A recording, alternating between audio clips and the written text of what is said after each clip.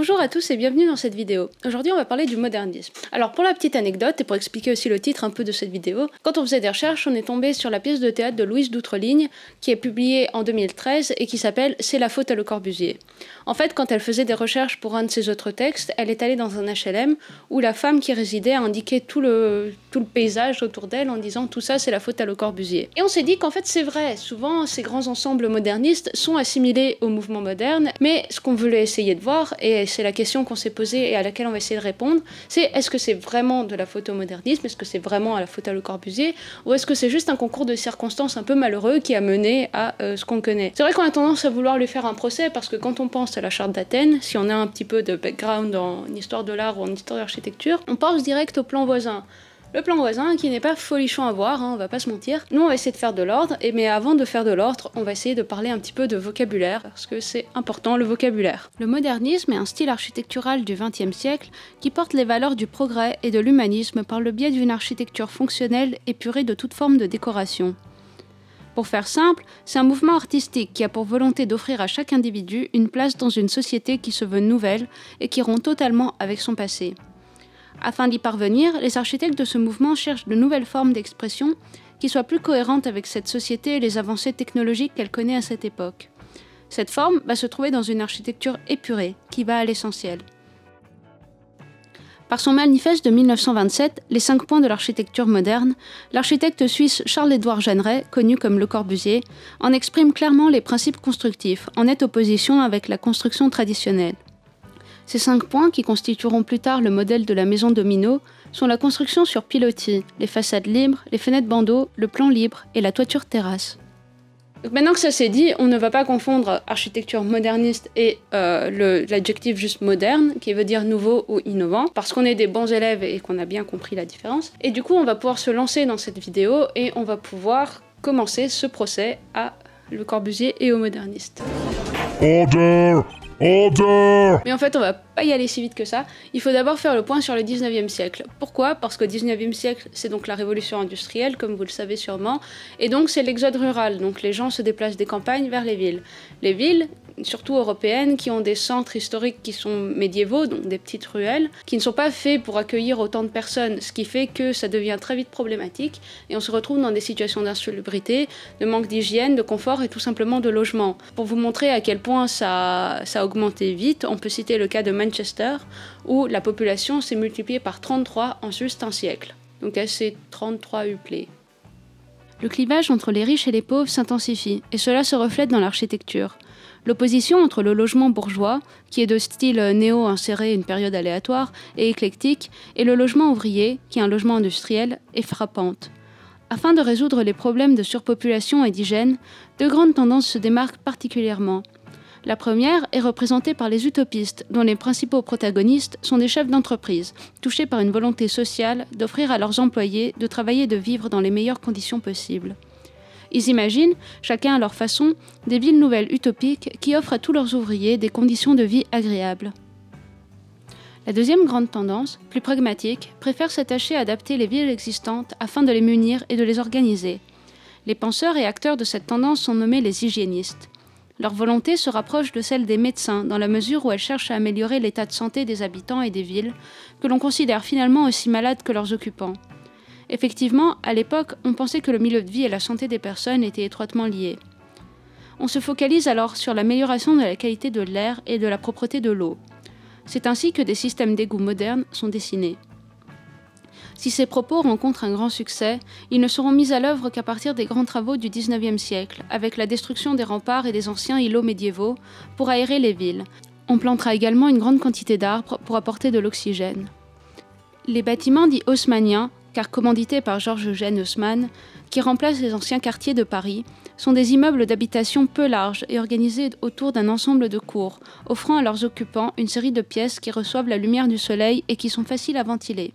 C'est un premier pas vers la modernité. En parallèle, dans la deuxième moitié du XIXe siècle aux États-Unis, se développe une nouvelle manière de construire. Suite au grand incendie de Chicago en 1871, la ville demande une reconstruction rapide pour loger une importante population et use pour cela des technologies les plus récentes. les techniques de construction en ossature d'acier, le système de fondation en pierre puis en béton et surtout l'invention de l'ascenseur par Elisha Gray Otis en 1853. Tout cela permet de construire un grand nombre d'immeubles, de plus en plus hauts, dont les plus prestigieux sont avant tout des bureaux. Le premier gratte-ciel considéré comme tel est le Home Insurance Building, construit par William le baron Genet en 1885 et mesure 42 mètres de haut. L'architecture s'élevant de plus en plus, un nouveau style émerge alors pour contester l'apparence des bâtiments dont la population voit finalement de moins en moins les façades. Appelé l'école de Chicago, ce style a comme caractéristique d'être de plus en plus épuré et de comporter de moins en moins d'ornements.